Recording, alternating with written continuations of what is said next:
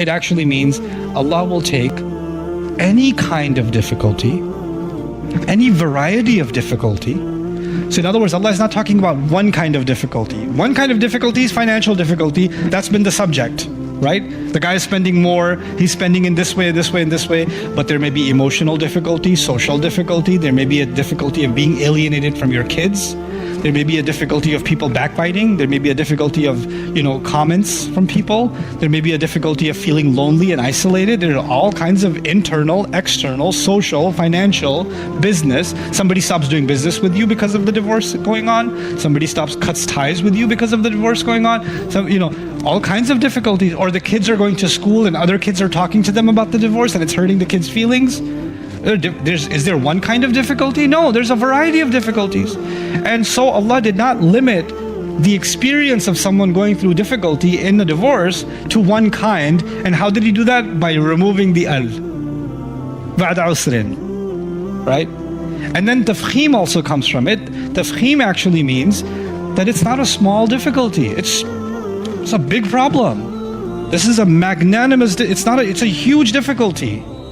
So Allah is acknowledging the grandeur and the size and the magnitude of the difficulty that can come into a person's life as a result of the divorce. And then finally, it's also tankir. Tankir means unknown. So right now you're going through a difficulty because of the divorce or whatever, but there may be, as the days go by, new problems emerge that you never had to face, or you didn't even know they were on the horizon, and new problems are coming out as a result of that divorce. So now this is Allah not only giving hope, but He's actually also giving a reality check.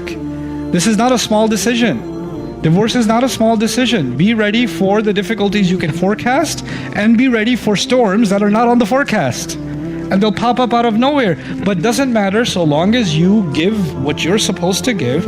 Any kind of difficulty that comes, Allah will bring some kind of ease. And the same tanween is used for yusran. So what does that mean for yusran? It may not be the kind of ease you're expecting. It may be a different kind of ease. You see, some people, they wish life could go back to the way it used to be, right? Because that was easy. That's because in our mind, what you're familiar with is what is easy.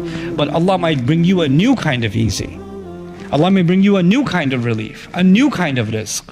And you shouldn't shut your mind to, no, it's not the way it used to be, so it's not good enough. It's not the way it was, so how can this be any good? Because the only thing that was good is what I knew. If the only thing that was good was what you knew, then it would be the yusr that is known to you, that would be al-yusr. But the yusr that is not known to you, it's a new kind of yusr. Don't dismiss the new opportunities, new situations that Allah creates because you're comparing them to the past and saying, it's not what it was, so how can it be any good? Right?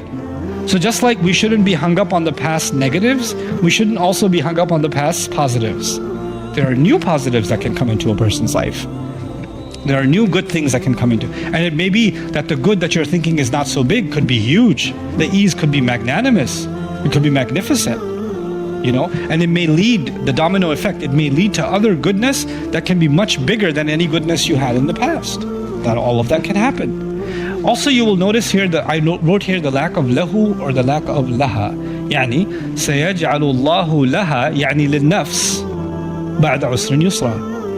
Or سيجعل الله له يعني للإنسان للفرد بعد عسر يسرا. لم يذكر. He didn't mention Allah will put ease after difficulty for the person or for such a person. Allah didn't mention the person. Allah, therefore, by not mentioning the person, Allah is saying Allah will create ease for you. The man who was the subject, who's paying the money, He'll create ease for you. He'll create ease for the children. He'll create ease for the ex-wife. He'll create ease for the new family that's coming. He opened the door of ease as a result of this across the board. And it's almost as if you are open-handed with your spending and you're generous with your spending, you don't know that Allah will use that not only to put barakah in your family, but because of that generosity, Allah might be using your generosity to create yusr in the other family, or open some other doors in that family. So there's this tawassu' fil mafhum, fil ma'na. There's this openness in the meaning. And it's so cool that this ayah began with dhu sa'a, like the one who has more vastness should give out of more vastness, and by the end of it, you see the vastness of Allah's mercy opening up, the vastness of the ease that's opening up. So there's a sa'ah from you and there's a sa'ah from Allah. The last comment I'll make about this ayah is about the meaning of the word sa'ah.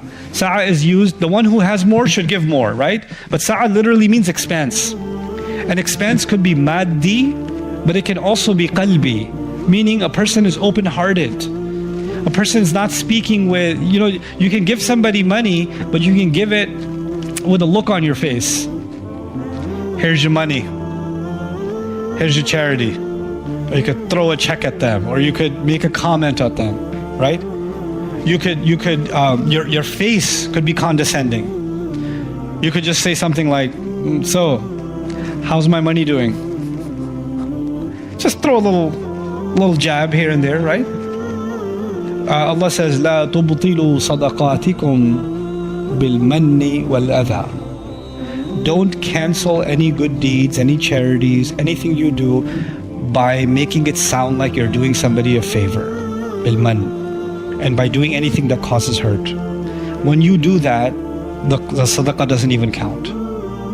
So part of your dhu sa'ah, being dhu sa'ah, is not just that you're giving more, but you're giving with an open heart.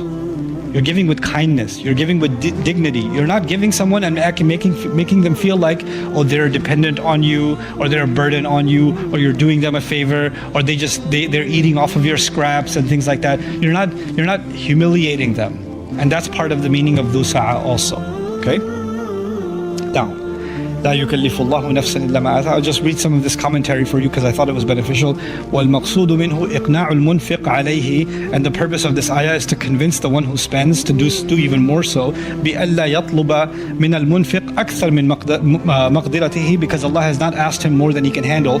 ولهذا قال علماؤنا, and that's why our scholars say لا يطلق على المعسر إذا كان يقدر على إشباع المنفق عليها وإكسائها بالمعروف ولو بشظف أي دون ضر, meaning the one who is poor is not being asked to put himself out on the street. Whatever he can afford, he can do without putting himself in harm's way. وفيه تطيب واستمالة لقلب المعسر لمكان عبارة آتاها خاصة للإعسار قبل وذكر العسر بعد.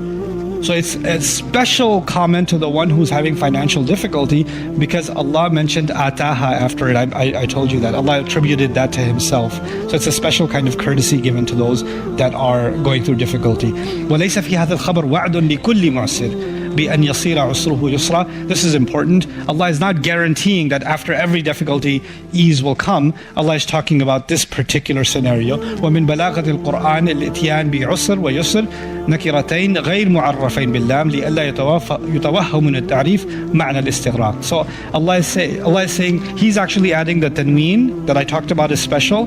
He's saying it's special because if He said difficulty and ease, that would become absolutely every difficulty will be gone and every ease will come. But since the lam is missing, it would be some difficulties will come and some eases will come, but life will never be completely free from all difficulty and all ease. It's never going to be like that. So Allah is being realistic in your expectations, making you have realistic yet hopeful expectations because of the language of the ayah. Okay.